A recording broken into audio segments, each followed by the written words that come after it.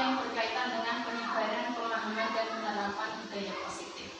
Pada kesempatan ini nanti akan kami sampaikan beberapa hal pengimbasan ataupun diseminasi dari yang sudah kami terima dari materi yang sudah kami pelajari. Selanjutnya sebelum kita mulai, marilah kita awali dengan bacaan umum kita. Harapannya acara pada siang hari ini berjalan dengan lancar. Amin. Al-Fatihah.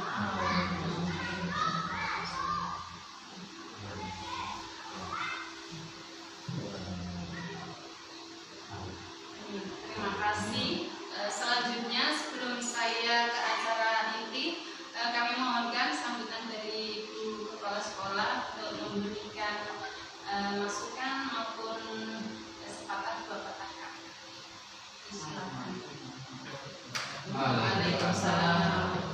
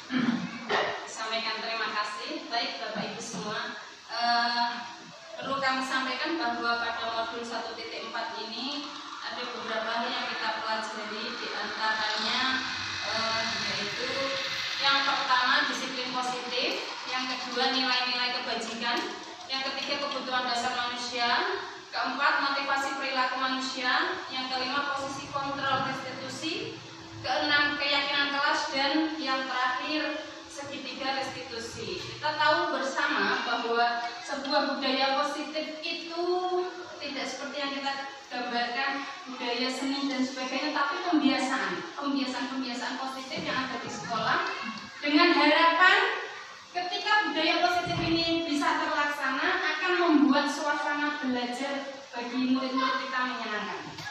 Kemudian dengan adanya budaya positif itu menciptakan disiplin murid. Nah, kita gunakan apa dengan membangun adanya budaya positif? Kita akan nanti gunakan segitiga restitusi. Ya, kita awali bahwa mengapa pembelajaran saat ini sebagaimana yang Ki Hajar Dewantara sampaikan itu menggunakan paradigma baru. Sejauh ini bangsa kita itu terlalu banyak menyerap pembelajaran versi asing. Nah, dengan adanya modul 1.1 yaitu filosofi pembelajaran oleh Ki Hajar Dewantara, kita akan mengembalikan kepada pola pembelajaran yang mendasarkan pada nasionalisme keindonesiaan. Harapannya dengan adanya pembelajaran yang baru, kita lebih peka pada diferensiasi perbedaan pada siswa murid, kebutuhan belajarnya terfasilitasi berdasar perkembangan modernnya. Kita tahu kita ada yang namanya profil pelajar Pancasila. Nah, 6 profil ini diharapkan mampu membentuk pribadi-pribadi penerus bangsa yang merdeka dan mempunyai kemampuan yang siap saing.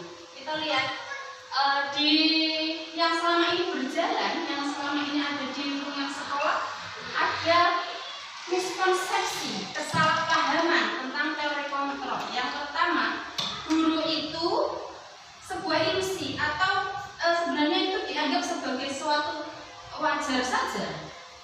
Yang pertama, guru mengontrol murid. Pada dasarnya guru itu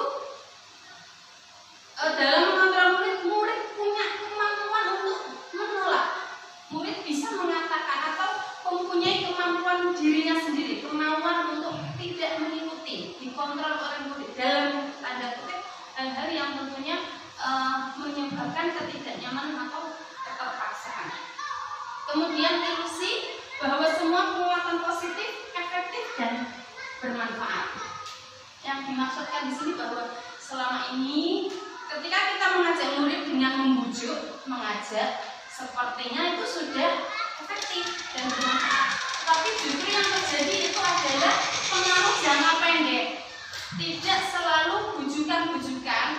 Nah, nanti kalau kamu mengerjakan dengan baik, akan guru beri apresiasi apa gitu misalnya, itu akan berdampak hanya jangka pendek. Ilusi bahwa kritik dan membuat rasa bersalah menguatkan karakter. Selama ini pemahaman yang ada begitu. Kita mengkritik siswa, murid, atau murid dibuat merasa bersalah. Oh iya ya, saya tidak mengerjakan PR. Nah, pada suasana ini dianggap akan, kalau saya lakukan ini anak itu kan menjadi muncul karakternya. Pada dasarnya itu justru sebaliknya, justru akan menciptakan pribadi yang merasa gagal. Oh, saya dikritik, saya disalahkan. Itu secara pribadi akan tersimpan dalam dirinya bahwa anak ini merasa saya adalah pribadi yang gagal. Kemudian ada lagi ilusi bahwa orang dewasa berhak mengatur atau memaksa. Nah, suasana ini yang selama ini ada di lingkungan kita, entah itu lingkungan keluarga atau sebagainya. Bagi kecil, kudu manut, kadang suasananya kan begitu. Nah, ini sebuah miskonsepsi. Bagaimana seharusnya paradigma yang baik? Paradigma yang baik adalah dari stimulus respon ke teori kontrol. Stimulus respon selama ini menganggap bahwa kita itu sama, manusia itu sama. Nah, pada teori kontrol, kenyataannya bahwa setiap pribadi kan punya kebutuhan yang berbeda-beda. Maka dalam menyikapinya pun kita tidak bisa menderivasi, menyamakan. Kemudian, semua orang melihat hal yang sama. Pada dasarnya, untuk menggunakan teori kontrol, setiap orang itu mempunyai gambaran yang berbeda. Seseorang anak saja ketika melihat suatu objek, coba nanti gambarkan, akan berbeda wujudnya. Itu bagaimana anak menerima sesuatu, menggambarkan sesuatu berdasarkan dari apa yang ada pada dirinya. Kita coba mengubah orang agar berpandangan sama dengan kita. Kalau pandangan stimulus respon itu, kita menganggap yang di luar harus sama dengan kita. Pada teori kontrol kita harusnya membalikkan bahwa kitalah yang harus berusaha memahami lingkungan, dunia, orang-orang di sekitar kita, bukan kita yang memaksa orang yang menerima kita. Nah, perilaku buruk pada stimulus respon itu dianggap sebagai kesalahan. Jadi perilaku buruk itu harus dijustifikasi, harus diadili atau diberikan hukuman. Sebaliknya pada teori kontrol, ternyata seseorang melakukan sesuatu hal, bahkan sesuatu hal yang buruk itu pun mempunyai tujuan, mempunyai latar belakang. Nah, pada stimulus respon, orang lain bisa mengatur, bisa mengontrol saya. Tapi pada teori kontrol, setiap pribadi punya haknya sendiri untuk mengontrol diri kita sendiri. Nah, di sini kesadaran ini yang harus kita bangun bersama untuk lingkungan sekitar kita. Atau sebaliknya, pada stimulus respon saya bisa mengontrol orang lain, tentunya dengan berbagai kekuatan. Tapi pada teori kontrol itu disampaikan yang terkini perubahannya bahwa manusia tidak bisa mengontrol manusia yang lain. Satu dengan yang lainnya mempunyai independensi untuk menentukan dirinya sendiri. Dan pemaksaan ada pada saat bujukan gagal. Ira-ira turun, akhirnya kita lakukan pressure, kita lakukan pemaksaan. Nah, seperti kalau pada tanda kutip gusuran-gusuran pasar gitu kan, awalnya ada bujukan, nanti ada reward apa dapat nanti di pasar akan ditempatkan di seperti ini. Nah, kemudian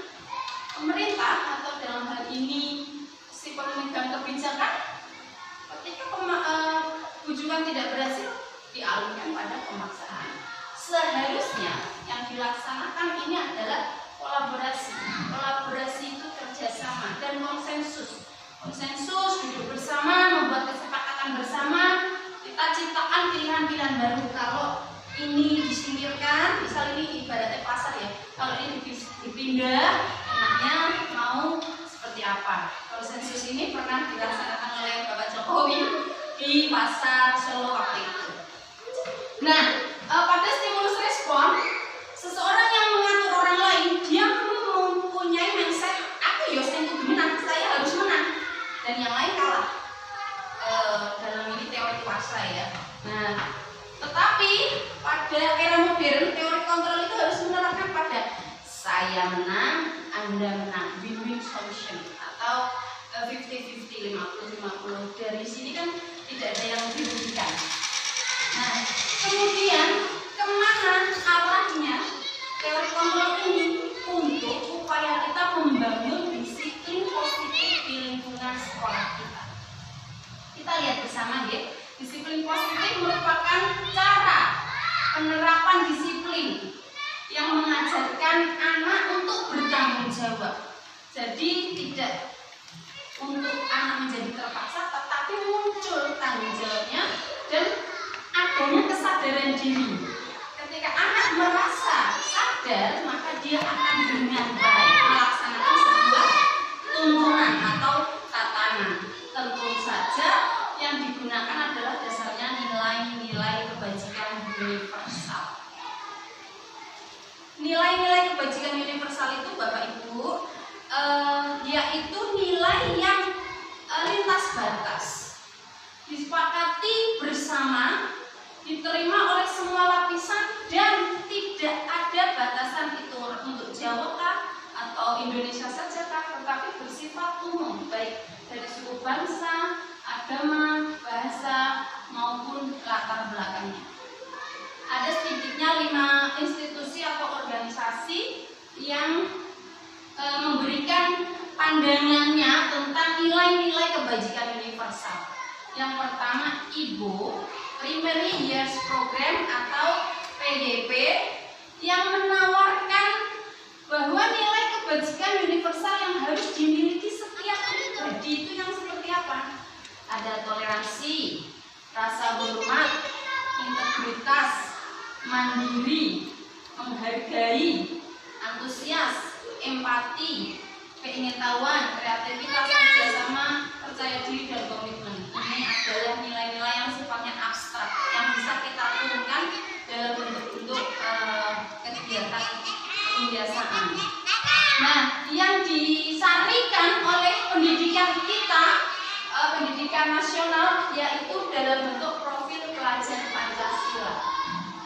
Disarikan dalam 6 saja. Ada lagunya, ibu-ibu sudah apa, Bapak Ibu? Pelajar Pancasila beriman dan bertakwa pada Tuhan yang Esa dan berakhlak mulia, berkebinekaan global, gotong royong mandiri, kreatif dan bernalar kritis. Nah, ini yang disarikan dari seluruh tawaran-tawaran institusi mengenai kebijakan universal. Mengapa demikian? Di sini ada cinta Tuhan, ada dermawan, ada hormat dan santun. Ini lembaga-lembaga yang menawarkan itu semua. Oleh Indonesia, oleh pendidikan yang saat ini merumuskan profil pelajar Pancasila menjadi 6. Itu sebuah sari yang sangat luar biasa. Nah, bagaimana kita tahu bahwa ketika seseorang itu melakukan aktivitas tindakan itu ada latar belakangnya. Kebutuhan dasar manusia itulah yang latar belakangnya. Apa itu kebutuhan dasar manusia? Segala sesuatu yang kita lakukan untuk mendapatkan yang kita inginkan, baik itu negatif maupun positif. Kadang-kadang seseorang punya keinginan untuk memenuhi kebutuhannya. Nah, seluruh tindakan ini mempunyai tujuan tertentu dan setiap pribadi pastinya memperjuangkannya untuk mencapai itu. Karena dengan perjuangan yang terbaiknya, kebutuhan dasarnya akan terpenuhi. Kita lihat ada 5 kebutuhan dasar manusia. Pertama, bertahan hidup. Ini kebutuhan yang paling dasar. Sebagaimana kita perlu tahu, ada sandang, papan, pangan, itu masuk ke dalam 5 kebutuhan dasar ini. Yang pertama, bertahan hidup. Manusia butuh makan, tempat tinggal, pakaian, kesehatan, dan rasa aman. Makanan, tempat tinggal, pakaian itu dalam bentuk fisik ya, kebutuhan fisik. Kemudian kesehatan juga. Nah, keamanan itu psikologis, kejiwaan. Seseorang itu butuh perasaan. Seperti di film Bapak Ibu pernah nonton Laskar Pelangi yang kalau mau sekolah melewati bola itu ada buaya nyebrang dulu. Nah, ini kebutuhan keamanannya yang ditantang atau tantang. Nah, yang kedua, kasih sayang dan diterima.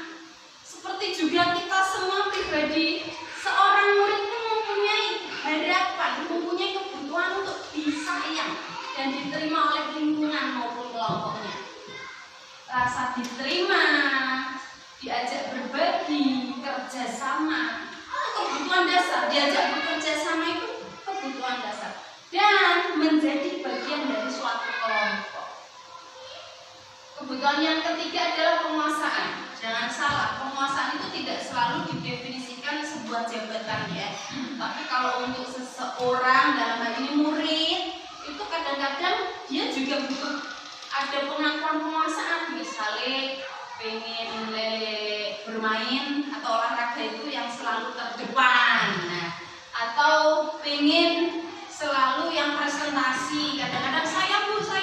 Lah, semangat ini itu muncul rasa kebutuhan dasar untuk menguasai, memimpin, jiwa memimpin, keinginan untuk dianggap, keinginan berprestasi, ada yang keinginan untuk diakui, keinginan juga untuk didengar. Nah, kebutuhan yang keempat adalah freedom, kebebasan. Kebebasan dalam hal ini adalah anak-anak itu, murid pun butuh kemandirian, butuh melakukan secara mandiri, kemudian memiliki pilihan untuk belajar dengan cara yang seperti apa yang mereka inginkan. Itu kebutuhan mencoba hal baru. Nah, anak-anak yang mempunyai kebutuhan dasar ini lebih merasa tertantang untuk melakukan segala hal dan mampu mengendalikan dirinya. Bu, saya maunya ini saja. Nah, biasanya murid-murid begitu. Nah, itu tipe-tipe anak yang kebutuhan kebebasannya tinggi. Dan yang terakhir, kebutuhan kesenangan, fun. Dimana saat sekolah ada suasana bermainnya, itu kebutuhan dasar. Seseorang yang pelajarannya diberikan variasi dengan humor, dengan bermain, itu akan memenuhi kebutuhan dasar murid. Ada muncul antusiasme, kadang-kadang tertawa gitu ya, itu sebuah kebutuhan yang dasar. Kita lihat ternyata dari kebutuhan dasar ini pun seseorang murid itu saat kita beri motivasi, ada hal yang mendorong seseorang bergerak, hal-hal yang mendorong seseorang melakukan tindakan sesuatu. Yang pertama, ada yang namanya motivasi menghindari ketidaknyamanan, atau bahasa lainnya dalam bentuk hukuman. Nanti yang tidak mengerjakan PR akan begini, ada hukuman. Misalnya itu yang membuat anak terpaksa melakukan sesuatu kegiatan. Atau adanya imbalan, iming-iming, penghargaan. Nanti yang nilai 100 guru ini ya. Nah, itu pengalaman saya pribadi tahun lalu. Mohon maaf. Nah, penghargaan ini dua hal, ketidaknyamanan dan adanya penghargaan atau jaminan iming-iming ini sebenarnya adalah motivasi eksternal. Ketika orang-orang atau pihak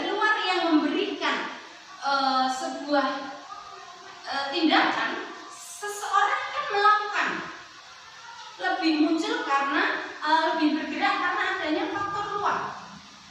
Nah, yang ideal apa? Yang ideal adalah muncul dari dalam diri sendiri, menjadi diri yang diinginkan. Kita menggali seseorang, murid, untuk mencari apa sih sebenarnya yang diinginkan dan bagaimana kita dapat menghargai diri kita dengan nilai apa. Ketika anak diajak untuk menggali, mencari nilai dirinya, mencari yang dibutuhkan, yang diinginkan, dan sudah terbentuk, maka inilah yang disebut dengan motivasi intrinsik. Tentunya motivasi intrinsik ini yang nanti akan kita tekankan dalam membentuk budaya positif. Sebelum dilanjut, mari kita berdiri semua Bapak Ibu. Kita senang bersama. Tidak apa-apa. Semangat. Monggo Bu Win, Bu Sia, kita jadi kita tuliskan ya di sebelah. Ayo. Agak lama nggak apa-apa ya.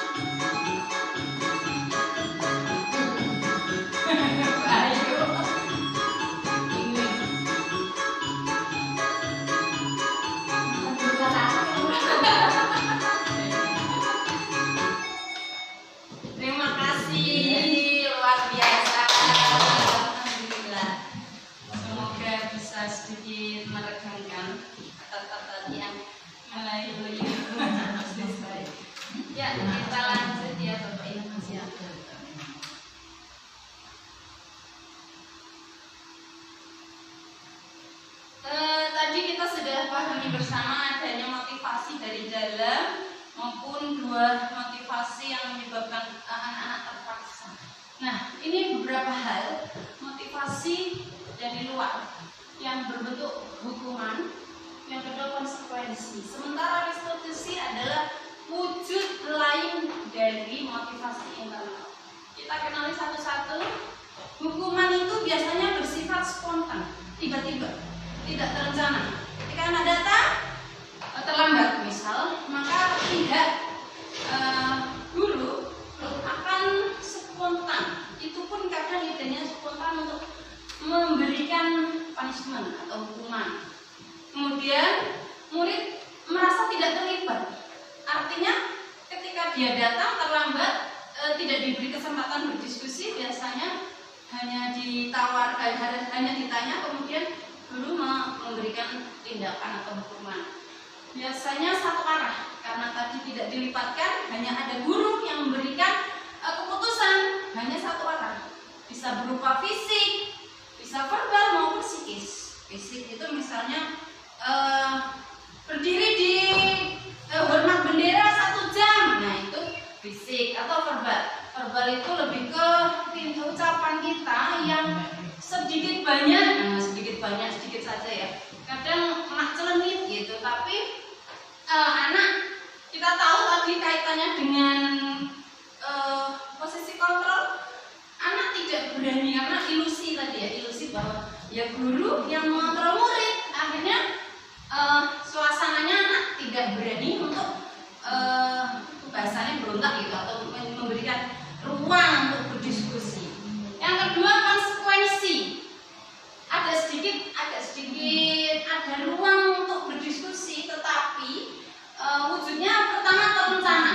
Biasanya sudah dalam bentuk tata tertib kelas seperti ini, sudah terencana, kemudian sudah disusun bersama karena sudah ditawarkan di awal pembelajaran, di awal tahun anak-anak diajak bersama membuat aturan.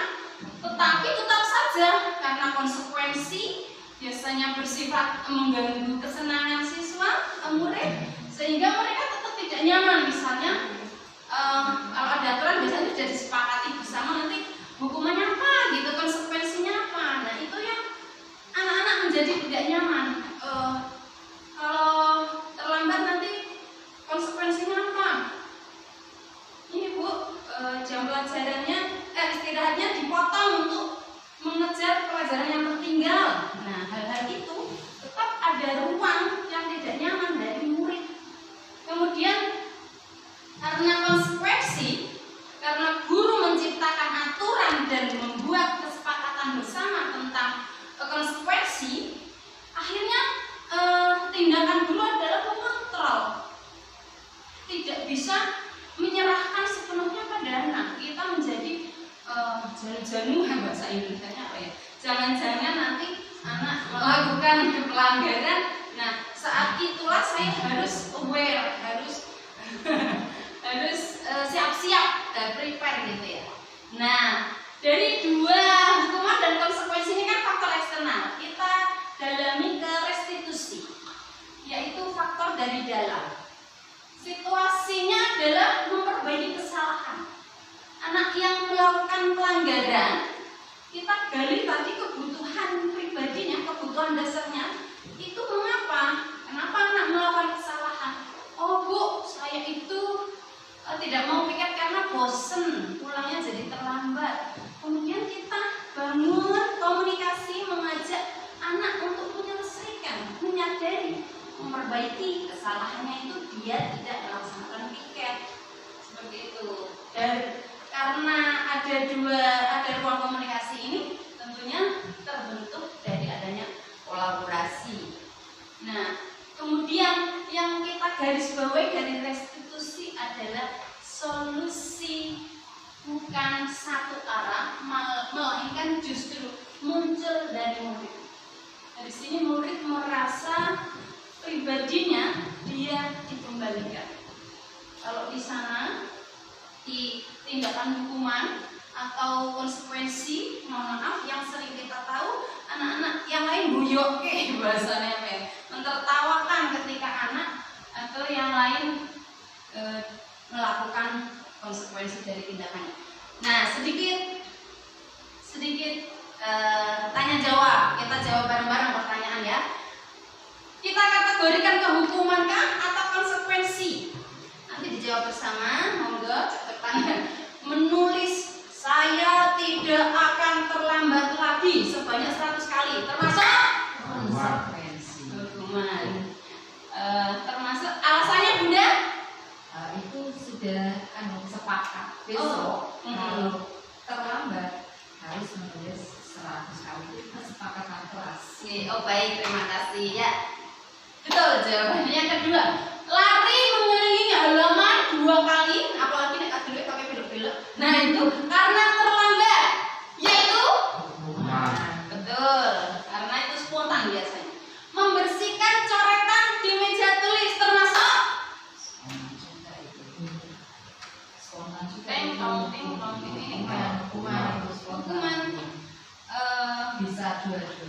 Yang lebih tepat konsekuensi alasannya Bu Ayu? Alasannya karena sudah ada aturan tidak boleh mencoret meja. Jika mencoret, jadi dia konsekuensi untuk membersihkan. Baik, terima kasih. Itu juga betul, yaitu konsekuensi karena sudah ada kesepakatan. Push up 15 kali karena tidak pakai kaos kaki, termasuk hukuman. Baik, lanjut. Menggantikan buku tugas teman yang dicoret with saya sama Marsidi. Oke, siap. Menggantikan buku tugas teman yang dicoret. Marsidi. Siap, betul. Terima kasih. Berjemur di lapangan karena saat pelajaran ngobrol dengan teman, termasuk punishment, hukuman. Dan terakhir, membersihkan tumpahan air di meja saat pelajaran, termasuk konsekuensi. Jadi dari sini kita tahu ada keterlibatan dan ada kesepihaan. Dari sini bahasa saya kesepihaan, hanya sepihak dari guru. Kemudian berbentuk fisik kadang.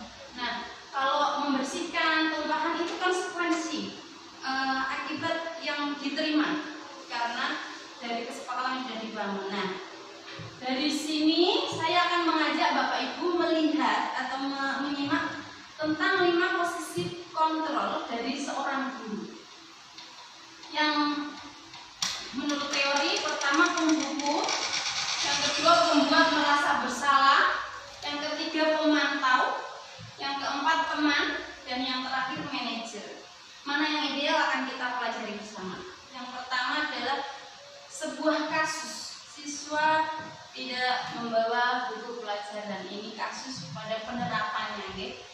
Nah, contoh yang pertama, pada sosok guru penghukum, kamu tidak bisa ikut pelajaran. Nah, contohnya begitu, murid tidak bisa ikut pelajaran sampai jam istirahat karena dia tidak membawa buku pelajaran. Ini terjadi nyata di suatu tempat. Artinya ini bentuk hukuman. Nah, figur guru penghukum. Kemudian si pembuat merasa bersalah. Kalau ini tadi suasananya tegang, wajahnya seperti sinetron itu, wajah gurunya, kemudian ada sedikit, nggak usah banyak ya, rada nuding-nuding gitu loh. Nah, mungkin ini model-model pendidikan konservatif ya, dulu direwangi dengan cuding. Nah, kemudian si pembuat merasa bersalah itu nadanya datar. Berapa kali ibu sudah mengingatkan? Tidak ada ekspresi yang cukup seram gitu ya. Kamu membuat ibu kecewa. Ditekankan. Nah, kalau di sini akibat yang muncul adalah ketika si guru memberikan hukuman, muncul suasana batinnya itu memberontak tapi tidak berani diekspresikan ke guru. Biasanya dalam bentuk gambar, buku, atau kirurap, atau meja, atau bisa juga anak ini nanti disimpan mendendam. Dendamnya itu bukan dalam hal yang mengerikan, tapi kayak jadi nggak suka gurunya, atau tidak suka ke pelajarannya, itu terbawa sampai besok gede kan.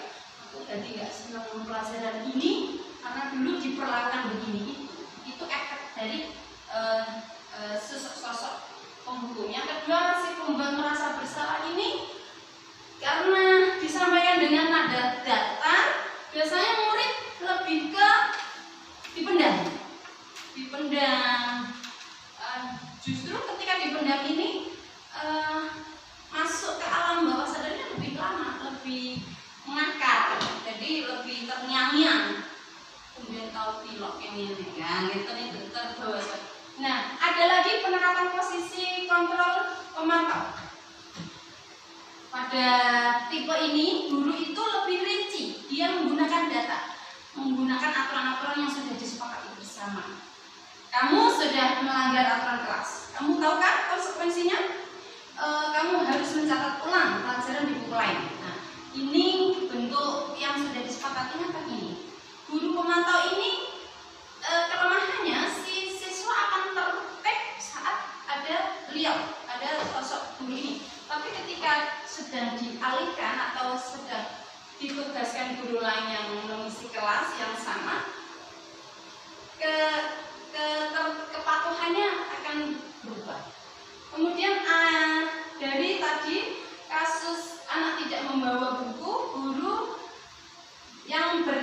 sebagai teman akan berkata seperti ini, ayo dong bantu Bu Guru, ini terakhir ya, setelah ini jangan diulangi. Nah, ini membuat anak ketergantungan terhadap guru. Oh, saya dibantu Bu Guru nih, saya dimudahkan Bu Guru atau Pak Guru. Nah, kemudahan-kemudahan ini justru tidak memancing, membangkitkan sifat mandiri siswa atau murid. Dia merasa nyaman, merasa oh gurunya sudah akrab seperti teman sendiri, malah kadang-kadang memunculkan pelanggaran-pelanggaran. Nah, kita lihat opsi atau contoh penerapan posisi kontrol sebagai manajer. Kamu tahu kan kesalahanmu? Kira-kira bagaimana kamu memperbaiki kesalahanmu? Di sini tadi yang seperti kita gambarkan bahwa pada posisi manajer, guru memberikan ruang. Satu, anak memperbaiki kesalahannya, dan yang kedua, anak mencari solusi atas kesalahan yang dibuat tersebut. Jadi ini dua arah yang penting. Nah, yang akan kita diskusikan sebentar, apa keyakinan kelas, mengapa keyakinan kelas, dan mengapa bukan peraturan kelas. Yang ada berjalan selama ini di kita semua adanya adalah tata tertib atau peraturan kelas. Kira-kira ada yang bisa menjelaskan kira-kira kalau keyakinan kelas itu apa? Atau hal baru Bapak Ibu?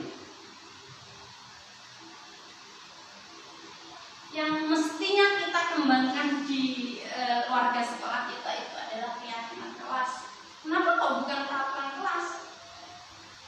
Baik, izin menyampaikan, keyakinan kelas itu sifatnya abstrak. Tapi kita sudah pelajari banyak dari kebajikan nilai universal, ya. Nah, yang diambil adalah berasal dari nilai-nilai kebajikan universal tadi. Pernyataannya umum, universal, dan kalimatnya positif. Kalau yang saya buat ini tidak boleh merusak fasilitas kelas, itu masih bersifat negatif. Maksudnya harusnya kalimat positif gitu loh Bu, nggak ada kata tidak atau jangan, betul. Nah, harusnya keyakinan kelas itu, karena yang namanya keyakinan ingin kita tanamkan sampai ke dalam alam bawah sadar, ya harus kalimat positif. Sedikit, singkat, tapi mudah diingat dan dibuat sesuai dengan kondisi kelas. Jangan membuat aturan yang kelasnya hawanya anyet dipakai dengan kelas yang hawanya rada panas seperti kelasnya Bu Ayu misalnya. Dan yang terpenting adalah keterlibatan, kolaborasi dari semua warga kelas, guru dan siswa. Ini saya suguhkan contoh keyakinan kelas: saling menghormati dan menghargai. Ini kalau saya kemarin diskusikan dengan murid-murid itu bentuknya tidak boleh berkata kasar, tidak boleh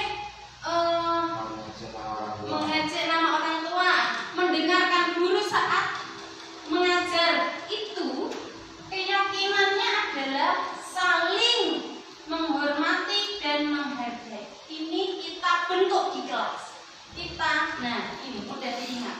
Jadi ketika ada pelanggaran, saling koyok-koyokan, kita nanti dalam restitusinya kita tanyakan, anak-anak, keyakinan kelas apa yang sudah dilanggar? Nah, anak jadi paham, saling menghormati dan menghargai, Bu. Di sini poinnya. Kemudian bertanggung jawab, mengembalikan barang sesuai dengan tempatnya. Kemudian piket tepat waktu, itu kan hal-hal yang berkaitan dengan tanggung jawab. Kemudian menjaga kebersihan juga, menjaga keamanan dan menolong teman. Ini beberapa poin yang sifatnya universal, tidak yang seperti visi lah ya, lebih umum, tidak dijabarkan. Ini justru kita ambil, kita sarikan setelah mempunyai tata tertib, atau bisa dibalik, kita buat keyakinan kelas dulu, baru kita turunkan menjadi aturan-aturan yang lebih rinci tentang keharusan bahasanya, kesepakatan gitu ya. Nah, Dari sana, dari keyakinan kelas tadi, tentunya harapannya adalah kita bisa menyelesaikan sebuah masalah melalui segitiga restitusi. Kedengaran betul? Ada 3: validasi tindakan yang salah, menanyakan keyakinan, validasi tindakan yang salah, menstabilkan identitas, dan menanyakan keyakinan. Segitiga restitusi ini adalah proses di mana Bapak, Ibu, dan murid-murid di Zoom sudah ketinggal. Bapak, Ibu, kita sebagai guru dan murid itu harapannya dengan berdiskusi, berdialog itu nanti anak menemukan kemandirian dan kemerdekaan dirinya serta bertanggung jawab. Karena apa?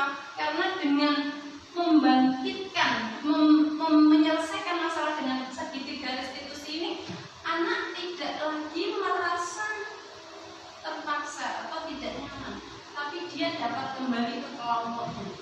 Dan biasanya kalau anak tidak diterima oleh lingkungannya itu biasanya cenderung mojok atau menyendiri gitu kan. Nah, itu harus kita gali juga. Kenapa kamu tidak mau berteman dengan si A? Kita selesaikan dengan pola-pola segitiga restitusi. 3 ini langkahnya, kita lihat yang pertama, menstabilkan identitas. Prinsip yang kita pakai saat menstabilkan identitas adalah rapopo. Berbuat salah itu bagian dari pembelajaran. Tidak apa-apa, semua orang juga pernah melakukan kesalahan. Tidak ada manusia yang sempurna. Aman, kita bisa selesaikan ini. Jadi kita harus tenang saat menghadapi sebuah masalah. Biasanya kalau teman saya yang curhat itu malah sing tantrum gurune gitu. Ono masalah sing ribut-ribut gurune. Harusnya kita suasananya tenang dulu, baru kita bangun segitiga restitusi. Yang pertama, menstabilkan masalah. Bu guru juga pernah melakukan ini dulu, gitu misalnya. Ini memberikan ruang diskusi, jadi tidak langsung ke punishment. Bu guru tidak lagi meributkan pada masalahmu, kejadiannya atau pelanggaranmu, tapi mari kita cari solusi bersama. Lebih tertarik ke solusi. Inilah namanya menstabilkan identitas. Jadi si anak akan bisa kembali ke kelompoknya atau kelasnya itu dengan tidak sebagai pribadi yang gagal. Wah, aku baru melakukan pelanggaran ini, aku seperti dipojokkan. Tidak. Ruang ini membuat anak tetap kembali menjadi dirinya yang merdeka.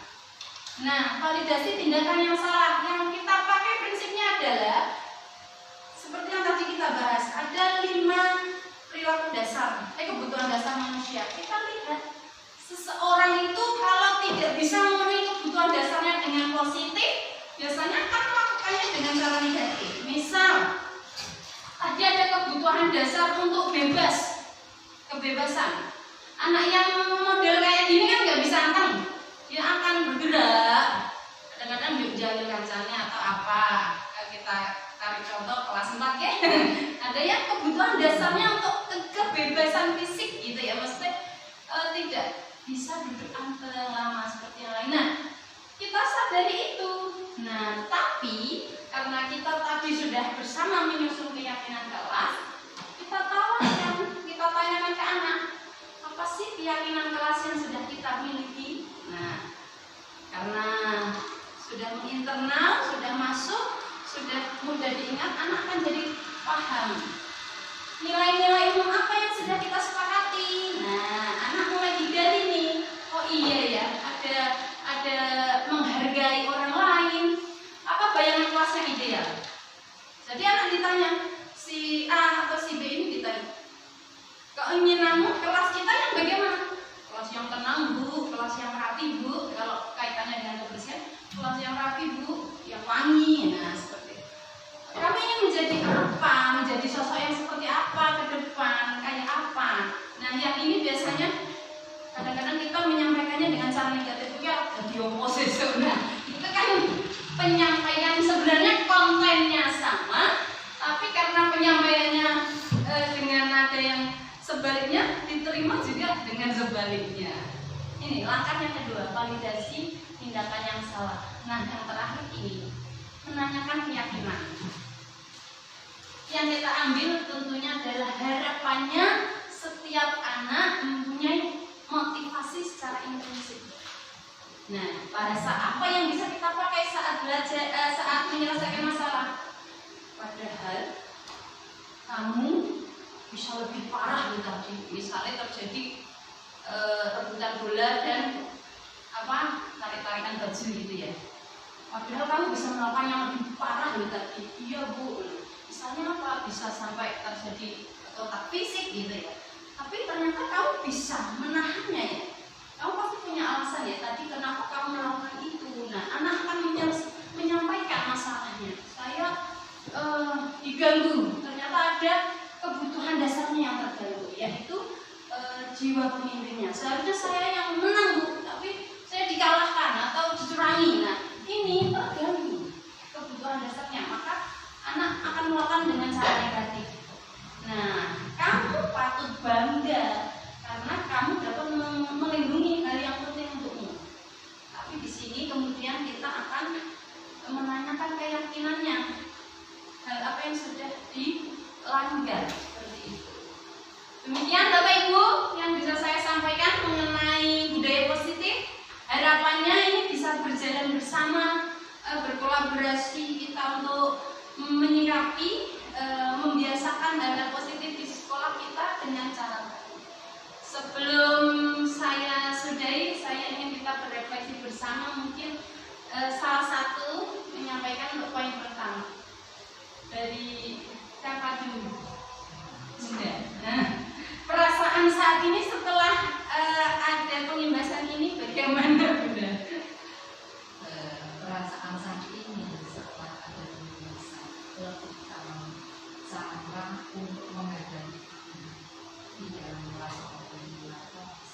masalah hubungan, masalah kesepakatan, kita jadi lebih tahu dari sebelumnya yang kita selalu untuk anak, selalu kita menjelaskan anak, jadi kita belajar.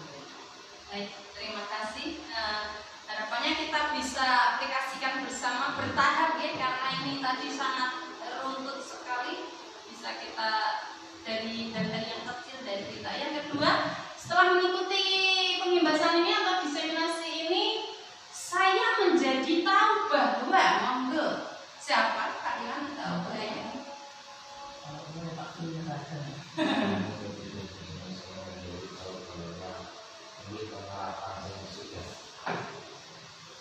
Ini mungkin kurang pas, pas dan perlu diperbaiki lagi untuk langkah-langkah yang lebih bagus ya berkondisi.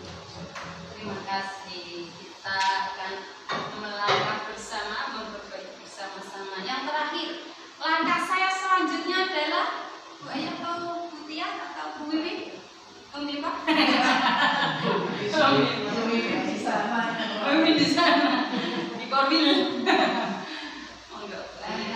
Kami selanjutnya sebagai pendidik dengan langkah yang kemarin sudah kita laksanakan ya.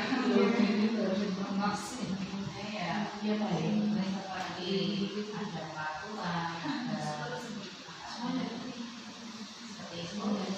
Ternyata itu bisa dilanjutkan dengan yang lebih baik lagi, yang